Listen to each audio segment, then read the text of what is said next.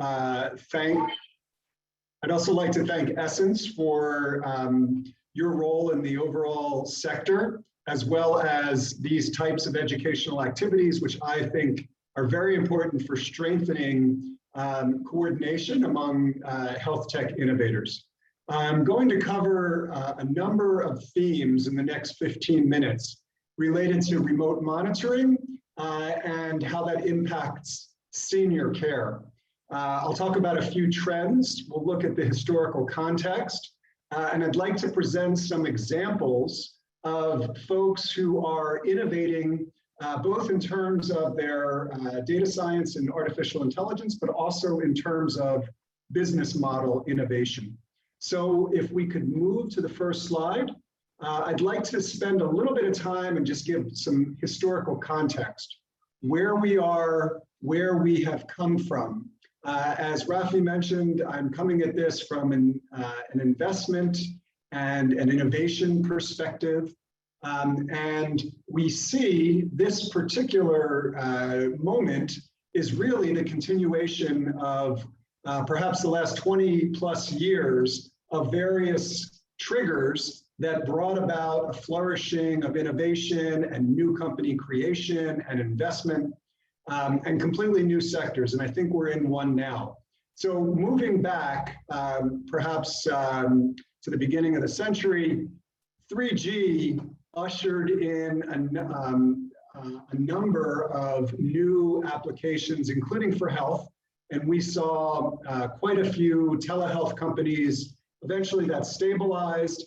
And then we saw a completely different trigger around 2010 with the Affordable Care Act in the United States, and a whole different type of innovation around interoperability and health information exchange, et cetera.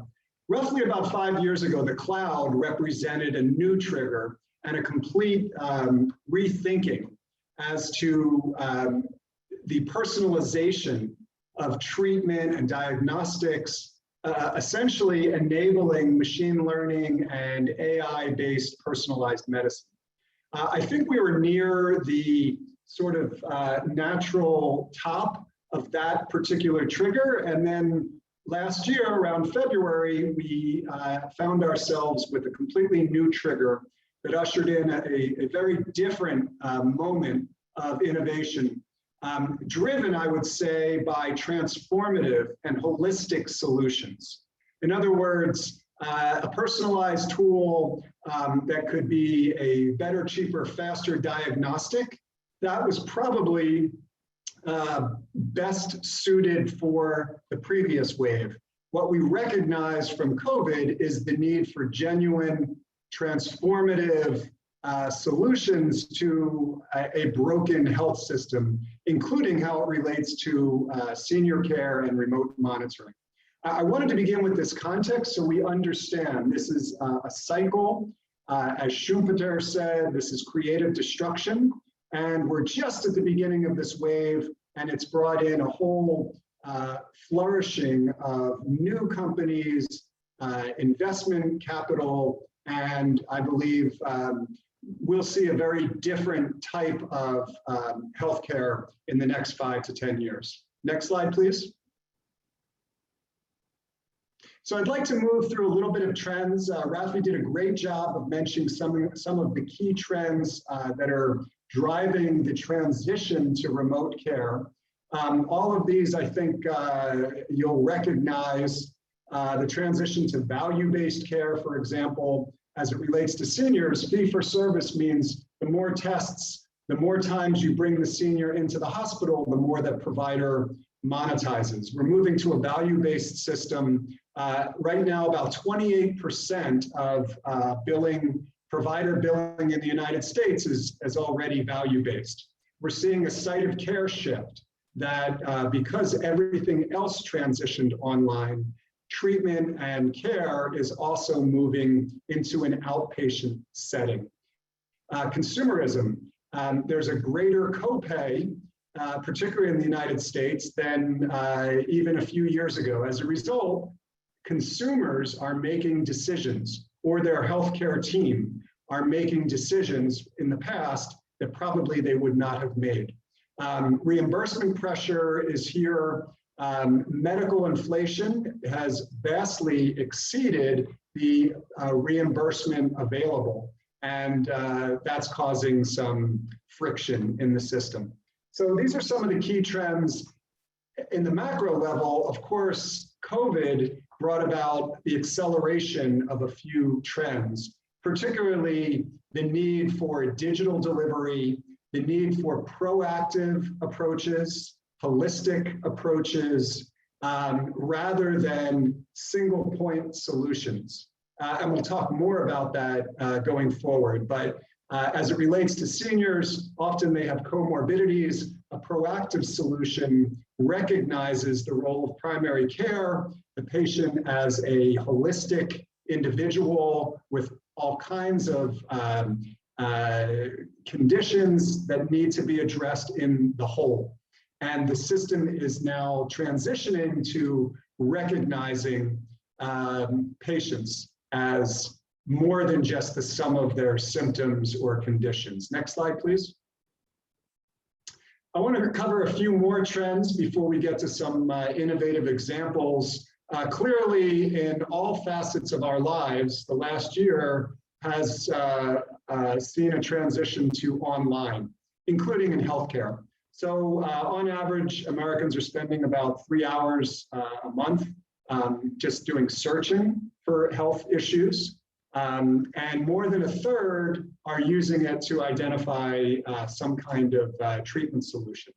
Next slide, please. This has also seen, besides getting information, we've also seen the delivery of treatment occurring online. So treatment can be in the form of a pharmaceutical. More than $30 billion of pharmaceutical drugs were purchased over the internet in North America last year. That's a very big number, but it's only 10% of the total market. And we're looking at very rapid double-digit growth in the next few years. So we're seeing a real transition into how treatment is delivered, not only in pharmaceuticals, but if we go to the next slide, also in terms of the way treatment is delivered. So telehealth visits grew by more than 10x just between 2019 and 21. Many thought that number would decline, but it has not. It has actually continued to rise, but at a slightly slower pace. Also, more than 10 times the number of patients are being cared for at home, medical grade treatment. So we're seeing a huge transition. This has major implications for seniors and their caregivers. I do want to talk about a couple more trends, if we can go to the next slide. Part of this transition to proactive and holistic care, particularly as it relates to people with chronic conditions and seniors, is the role of emotional and mental well-being. Typically, depression can increase treatment cost by 5x for patients. So it's extremely important, not only for the individual health, but for overall cost containment to address and significantly reduce mental health issues. And what we've seen is a major transition, particularly in the last year, especially about reimbursement, services oriented towards mental health. This is becoming part of the expanded Medicaid package, which has more Americans covered than any other system. About 90 million Americans are covered by Medicare for those over 65, but also Medicaid, which in 39 states and the District of Columbia provides Medicare-like coverage for Americans at 140% or below of the poverty line. So the role of addressing mental health, particularly from a remote delivery standpoint, is a major and very positive trend that we're seeing. Next one, please. And really, we're seeing this transformation moment that we talked about, that trigger from COVID. We're seeing that enabled through the use of data science, deep learning, and artificial intelligence for decision making. So, for example, I'm based in Israel, and I'm generally tracking Israeli companies. 92% of funded Israeli health tech startups are AI based. So even traditional devices are incorporating a deep learning element. There is a very famous technologist, he's ex-Google, named Andrew Ng, who says AI is the new electricity, and that's definitely the case in healthcare. As we'll see, every one of these examples I'm about to show is using AI to leverage some of the trends we were talking about towards remote care delivery, particularly for those with chronic conditions and seniors. The numbers that I'm showing here are from 2020, and in fact, the real world numbers outpaced the predictions.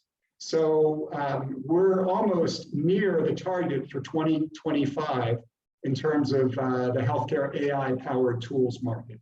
And that's just because of COVID. So basically, we condensed 5 years of innovation in AI treatment into basically one.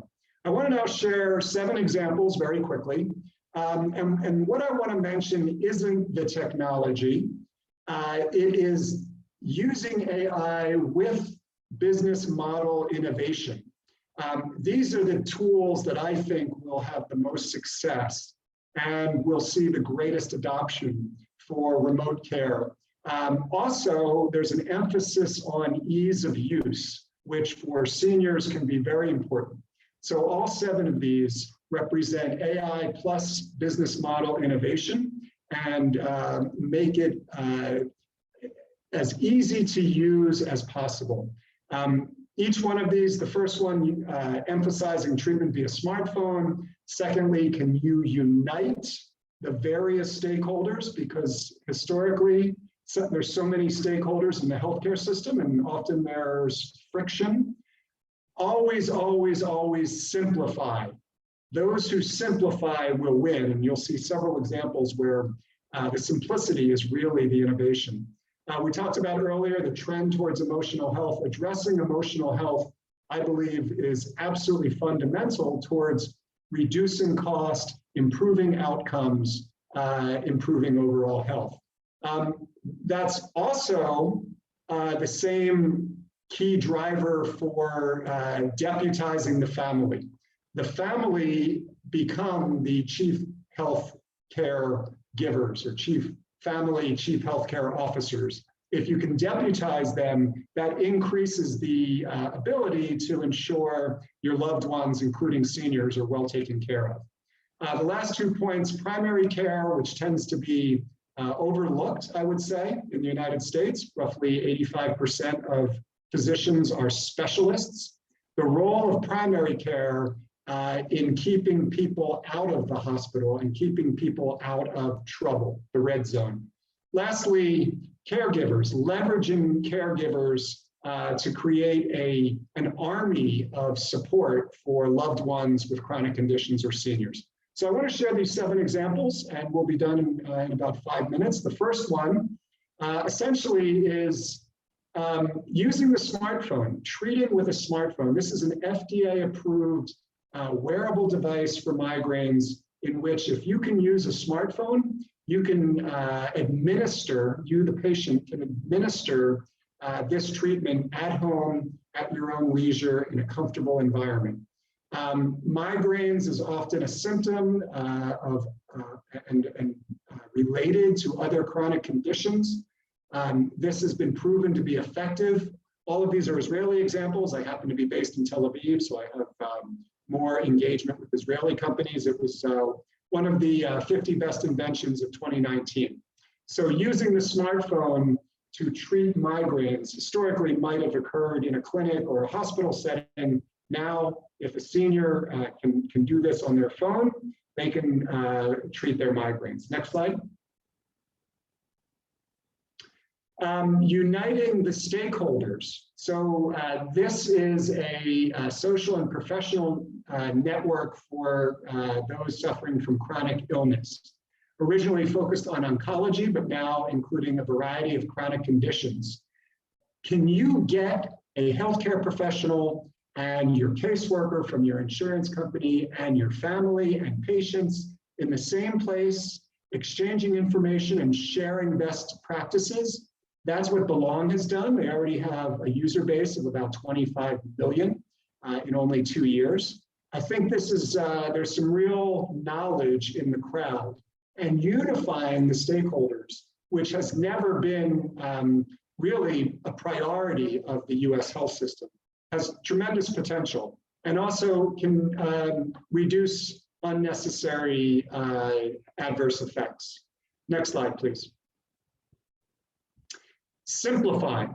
The importance of simplifying the health experience. TeleSophia is a video engine. Essentially, it translates a prescription from the physician into 8th grade level English and video format that is delivered via SMS. So even without a smartphone, the SMS is delivered into the handset of the patient. They press a button. There's a video that has a customized, personalized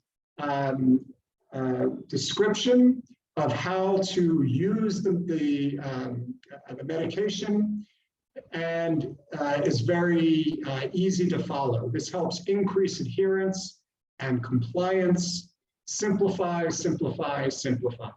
The next example is also related to simplifying as well as mental health. So this is a real-time AI-based bot in which there is not even the need for an application. So using SMS text, the consumer can simply talk about their emotional well-being and get a real-time response based on an entire library of psychological data from one of Israel's largest HMOs. So very simple, it's text-based, there's no need to download an application, there's real time. Although I mentioned this for seniors, believe it or not, the user group that has been most active with about 4 daily active engagements per day has been teens. People would like to have some kind of engagement for their emotional health. Very simple way to do that. Next example, also about simplification. This is deputizing the family.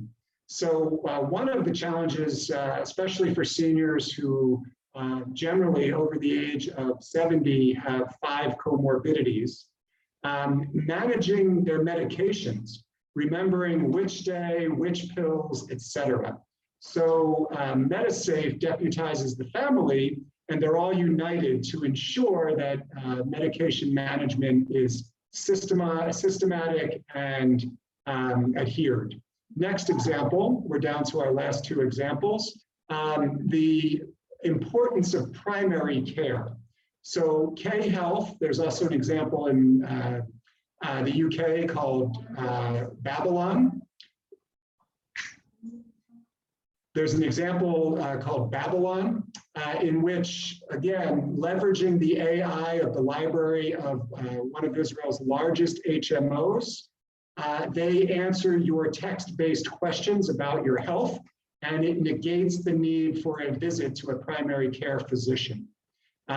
This can escalate if needed to a real live doctor on the telephone. The last example I want to share before I turn this back to Rafi and Josh is the concept of personalized medicine. So creating a genomic phenotype specific to you and your physical condition, which will predict how well a patient will react to a particular treatment regimen before you actually begin that.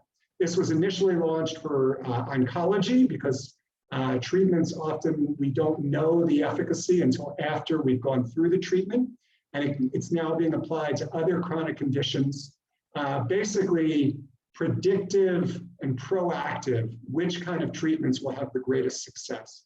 I want to thank you for listening. We talked about the context. We talked about some of the trends. We shared some examples. And now I'd like to invite all of you to help innovate the next wave of innovation. This is an S-curve. Essentially, their innovation is fairly flat. Suddenly, there's a trigger, and there's a whole new wave of new innovations and technologies that ultimately stabilizes. Let's find the next S-curves together. Thank you. Thank you very much, Levi. That was extremely interesting. I think we all learned a lot from that. One thing I neglected to mention at the beginning of this session is that we encourage questions and answers. You have a Q&A box in the in your Zoom interface. We would like, if you have any questions to any of the speakers, really on any topic, put it into the Q&A box, and I will, at the end of the sessions, after everyone's spoken, I'll choose a few of the questions and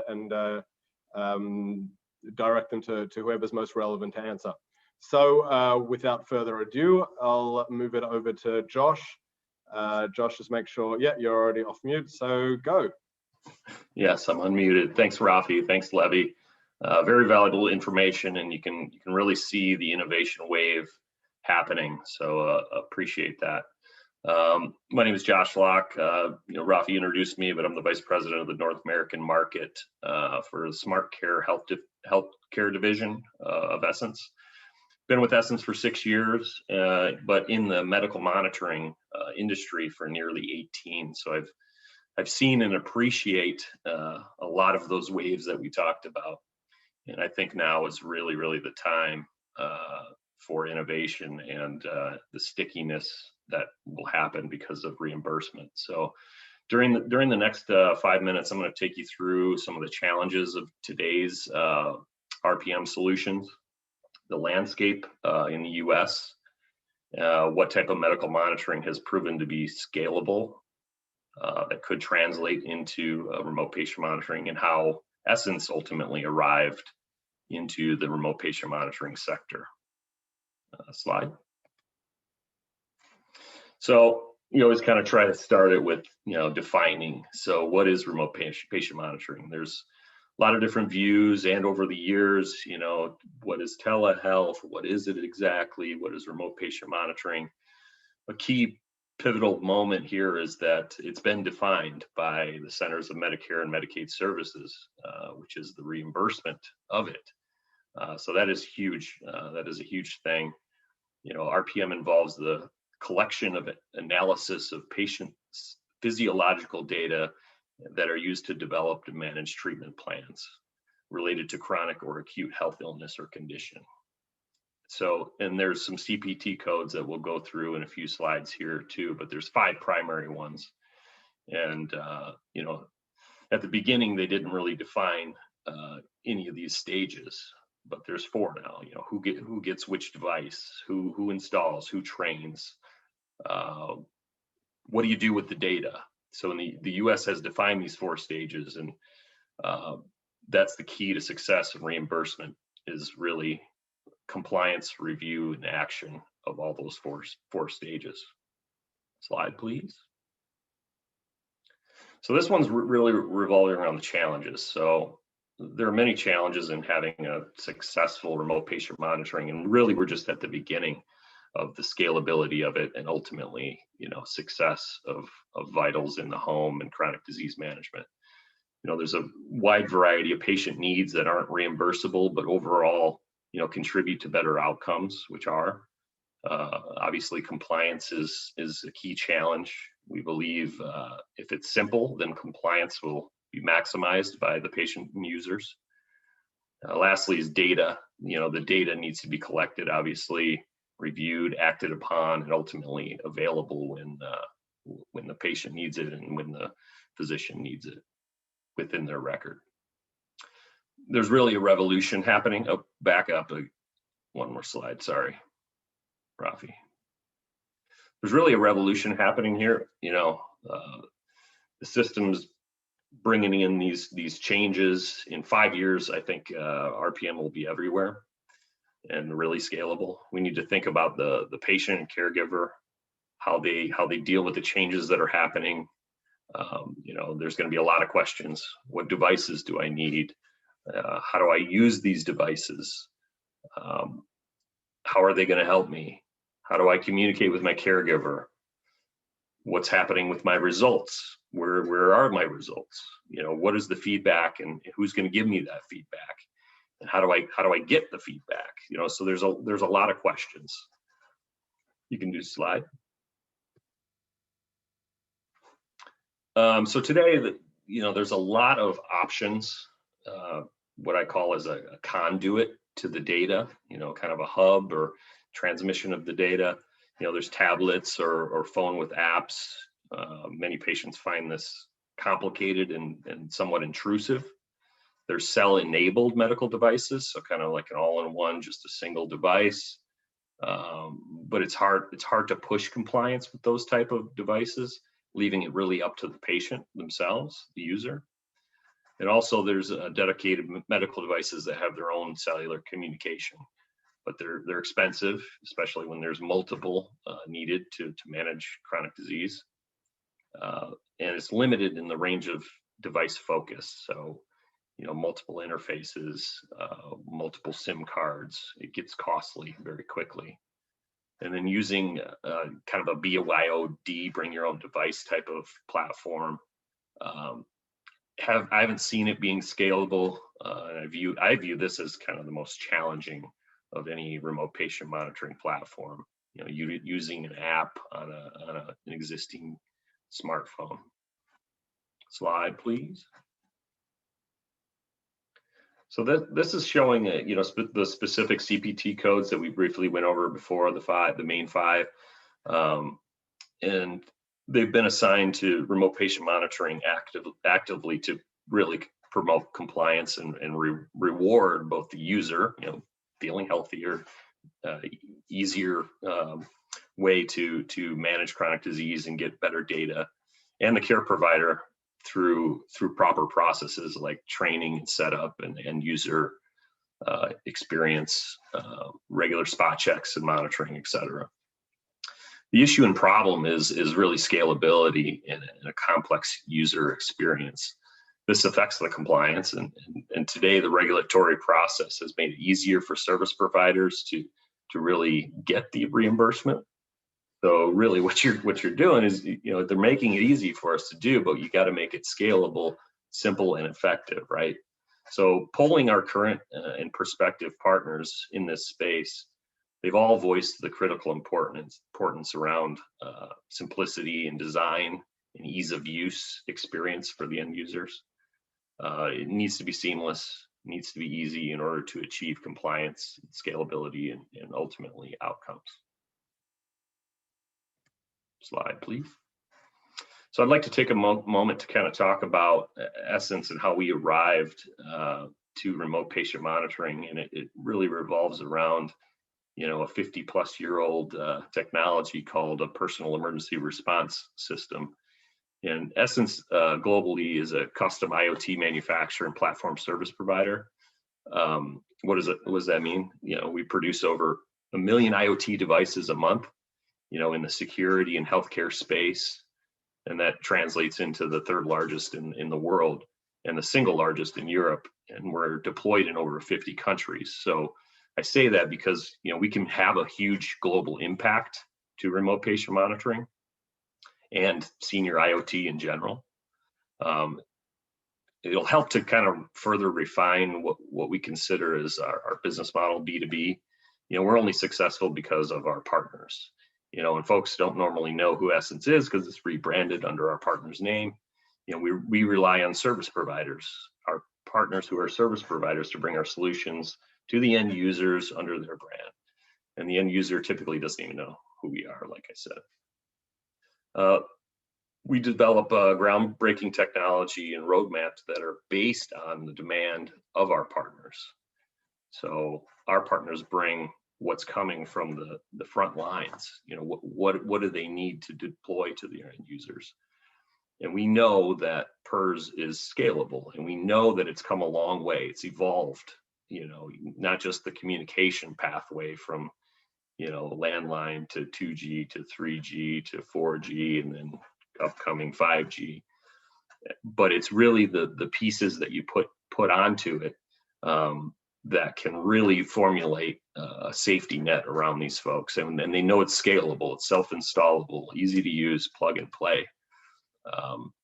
So that I think is really where we're evolving into remote patient monitoring, is merging the two together makes a simplistic approach to remote patient monitoring. Slide, please.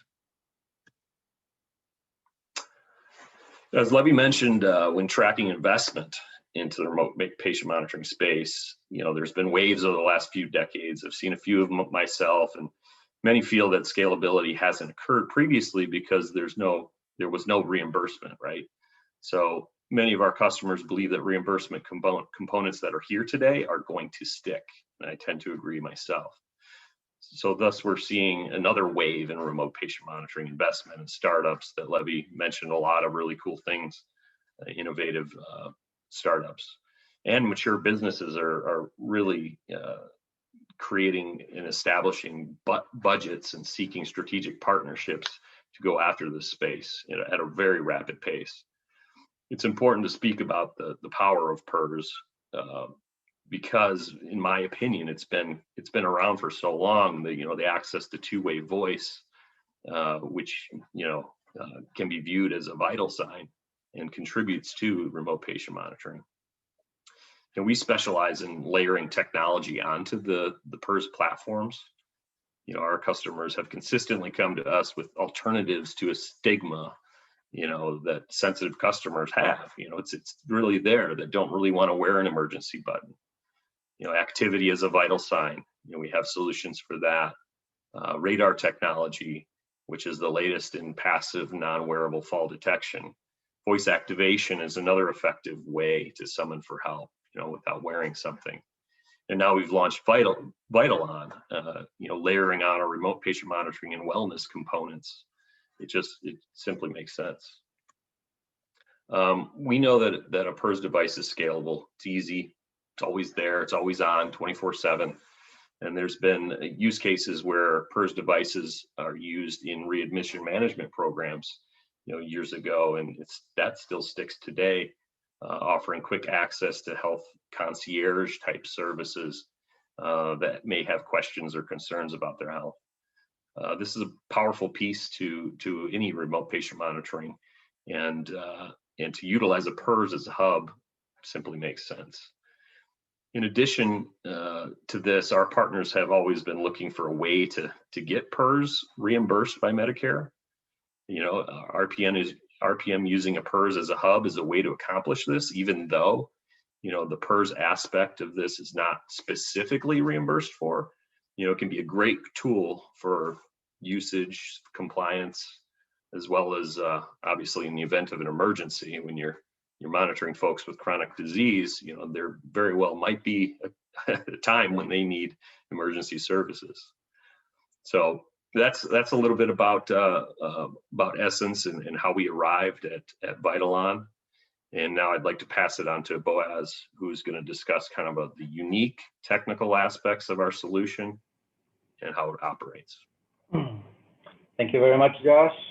Hello, everybody. Good afternoon, good morning, wherever you are. I hope you're having fun so far. I want to take a deep dive into the details or some of the technicality behind our unique platform, the VitalOn. If you can change the slide, please. Thanks. Of course, I can talk for hours and days about my product, but I'll try to minimize this for less than 10 minutes so you can have some time for questions. So the VitalOn is a multi-service care platform. We just launched it a few weeks ago globally. And I think the advantage or the main thing here is established on a certified, well-established emergency infrastructure that Josh mentioned in his presentation. And now we can offer more services and more bundles on top of that infrastructure. So this solution is not dedicated only for elderly people. It also can serve younger population, people who need some sort of care, level of healthcare services, but they don't need the extensive visits to the clinic or interactions with a doctor. So a typical user will be, from one hand, somebody who is at home that have a chronic condition, or he was just discharged from a hospital. He has maybe a heart condition that needs to be monitored. It's an elderly person that needs an emergency service, fall detection, all of those, I don't know, preventive services around him. Or it could be somebody who is younger, in their 50s and 60s. They just need to monitor their well-being. They want a seamless solution in their house that can monitor their sleep, maybe their heart rate. And there is any degradation found, the doctor or the caregiver is automatically being notified, and you can contact them and do a follow-up. So this actually is a seamless service that can be installed in the house based on our platform. Next slide, please. Okay, so the VitalOn was designed around 3 main pillars. First of all, it's always on. It's 24/7 on, as I mentioned. It's based on our certified infrastructure. So you know data is always being collected and streamlined to where it's supposed to be, being monitored and reviewed by the right person. Second of all, of course, is simplicity. The system itself, not just the infrastructure, but also the devices and peripherals that connect to it, are very easy to install and maintain. Most of the product configuration can be even installed by the resident or the end users themselves, sometimes with minimal instructions in phone or a guide, by guidance or user guide, but not more than this. I think the third pillar here is the flexibility. It's one platform that you can add more services on top of it when needed. So a person can start maybe with a telecare service or a PAIRS, but if needed and there is some sort of degradation in health condition, they can add remote patient monitoring, or vice versa. Somebody who just needs wellness, they're young, in their 50s, and now they want to add telecare. So it's very flexible. So I think these 3 pillars basically define our product here. Next slide, please. So the heart of our solution, VitalOn, is the gateway. The gateway itself is a communication box that sits in the house. It's very reliable. It can ensure uninterrupted communication with either the monitoring services or the caregiver. It has a battery backup. So even if there is some sort of electrical shortage in the house, it's still on, collecting the information, making sure you're connected to your caregiver. It has the 2-way voice communication. It makes it very easy, even if you don't have a cell phone, and other ways of communication. And this new gateway also includes a new Bluetooth 5 module that allows us to collect information and data anywhere in the house. So basically, this is reliability that we provide with this gateway is a key to compliance here, because the end user knows he has something he can rely on and trust to collect the information in time and present it to the right caregiver or monitoring services. On the other side as well, in case of emergency events, they know when they press the button or call for help, somebody will get the alarm and react. So this is another key offer to compliance. And if I talked about or mentioned the ease of use and setting up, so there are 2 sides to this. From the provider side, VitalOn comes with different web-based solutions that allows us to remotely update it. If it's firmware or software, we can do it remotely.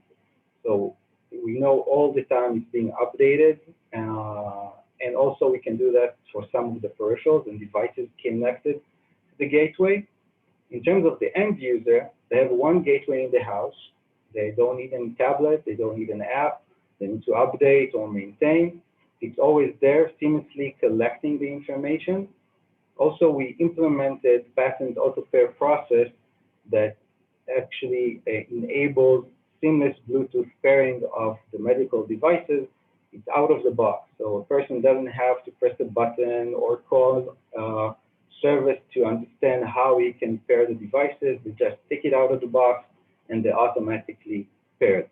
And I think that touches the simplicity that Levi and Josh mentioned. This is another key for compliance, because basically you don't have any, you have less technical barriers.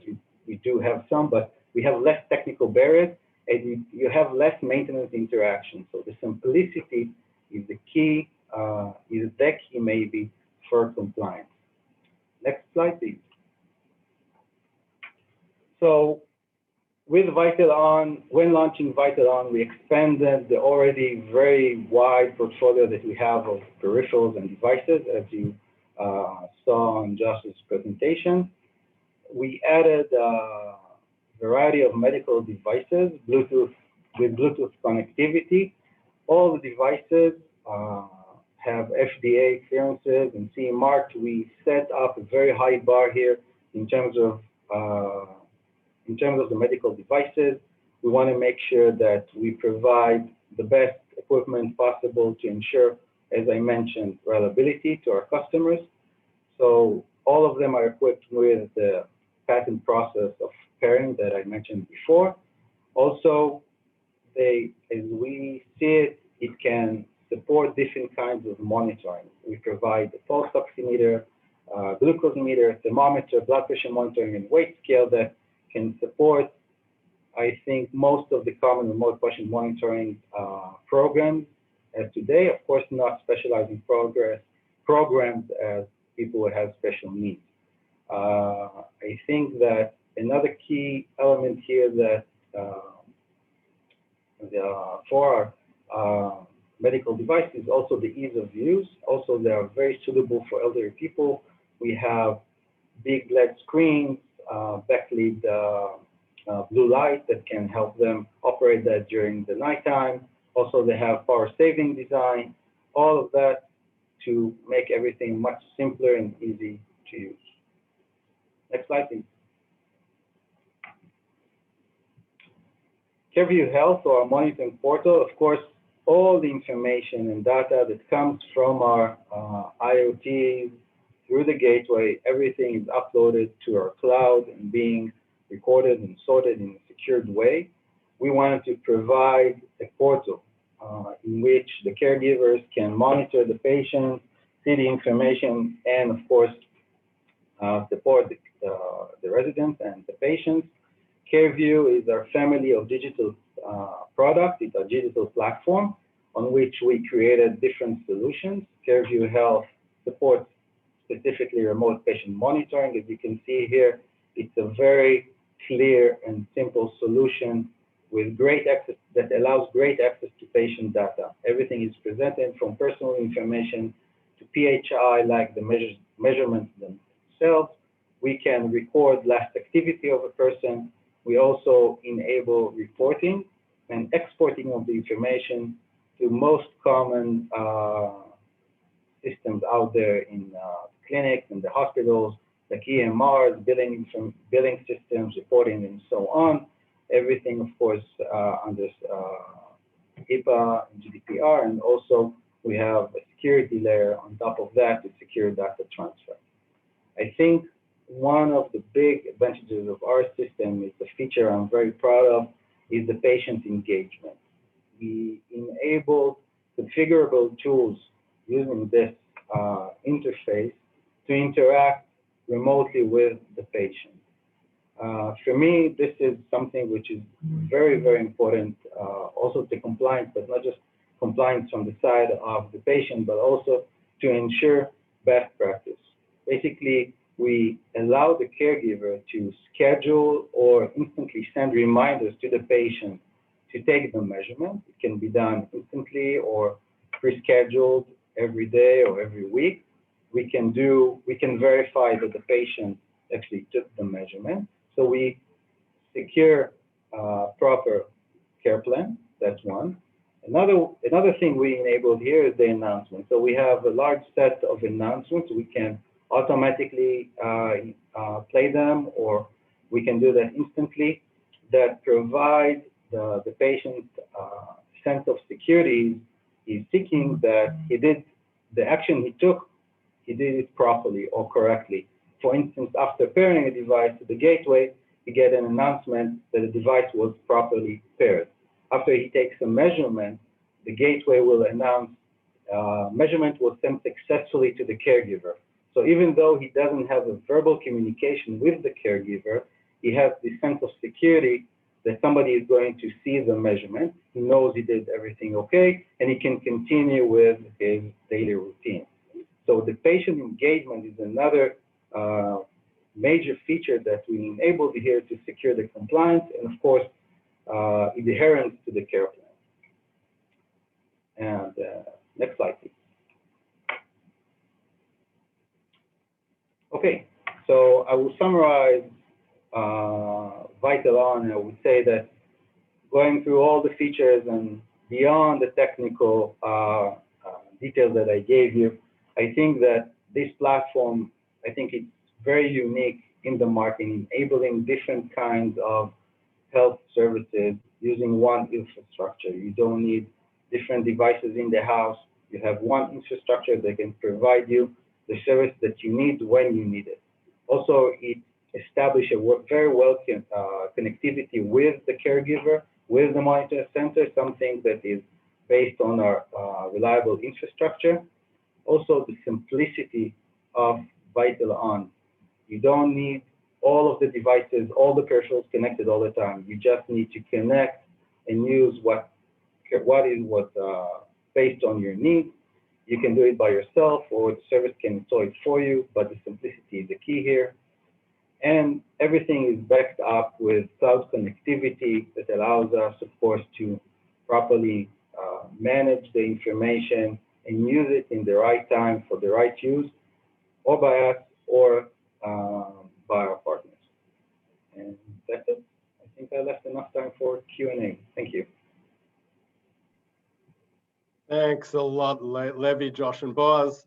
I will use the fact that almost every attendee that started this this session is still online to indicate that you still want to hear more from us.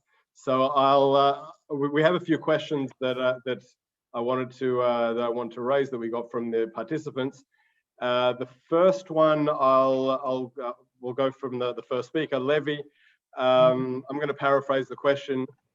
Basically, the listener wanted to ask, you mentioned a lot of startups and a lot of technologies, but have you seen any of these ones or other ones that have managed to scale or have had any other kind of financial exit? Sure. 2020 was an extremely good year in terms of digital health and remote patient monitoring. The funding increased substantially. In Israel, for example, after cyber, digital health was the second most funded sector. We saw a number of public exits, the most notable of which was a telehealth company called American Well.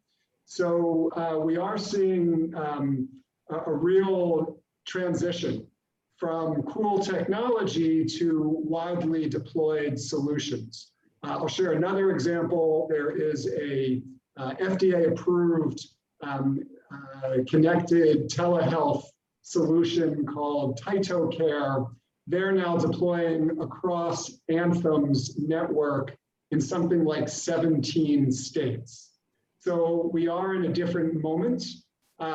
This is scaling, and it should hopefully represent a genuine transformation in terms of care delivery.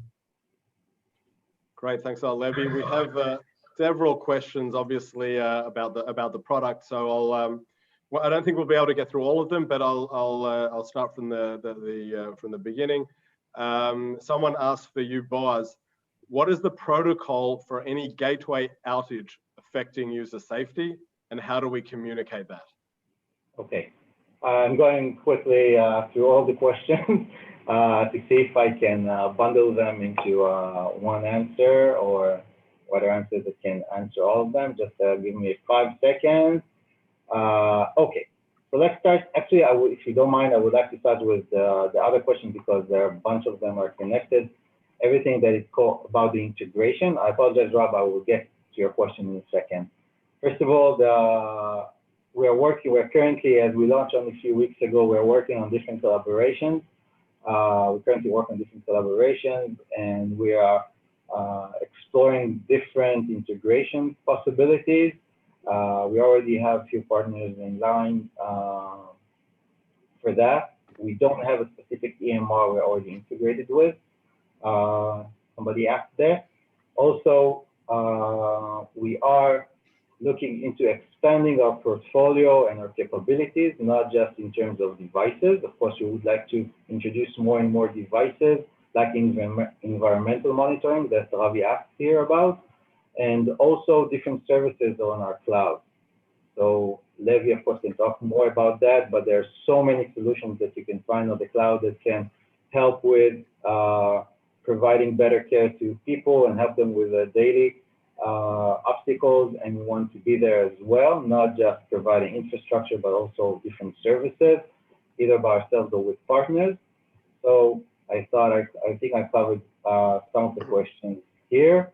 In terms of the protocol, I'm not sure that I know how to answer this, because if you can be more specific with your question, we have so many protocols. Boaz, what is asking is what happens if the gateway goes down? What do we do? What's the protocol? Yeah, how we communicate it to the end user? Okay. So it's first of all, the gateway, when the gateway goes down, as I said, our gateway is unique by that. If you compare it to a tablet or even a cell phone or other gateways in the market, we have a battery backup that can last up to 30 hours, I think. That during that time, we still support few of the services. On top of that, even if we have remote patient monitoring and the gateway, even the extreme thing happens and it dies completely, drowns, or I don't know what, burns into flame, the medical devices themselves can store locally measurements. And the first time when they reconnect to a gateway, we download all the measurements. So there are no measurements lost. So we automatically upload them. We chronologically, we add them chronologically into the timeline. So a caregiver, when he opens the CareView Health, next time he wants to do a routine check, he sees all the measurements there. So we have that. I hope that answered the question. In terms of, can the device use real-time telemedicine visits, a video capability? Currently not, but we are, while we're speaking, we are adding that capability. We understand this is a big need, and we want to add that. We explore what will be the right solution for us. With that, if we're looking into the CPT code, we do support two-way communication through the panel, which can contribute to collect the CPT codes. But of course, video is necessary for certain scenarios. Lots of interest on video affecting end user safety. Of course, our solutions can have different, our box has different communication channels. We have a SIM card implemented. We have internet connection, PSTN if needed in some markets, although the sunset happened already for PSTN in most countries. So we have different communication channels to support the data flow. That's for the last question of Rob there. I think you've been very busy, Boaz. So I think that covers basically everything. Okay.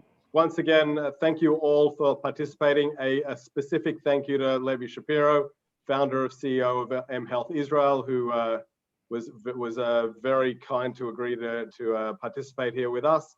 And we will distribute the recording of this to everyone who registered. Have a great day, morning, evening. Bye all.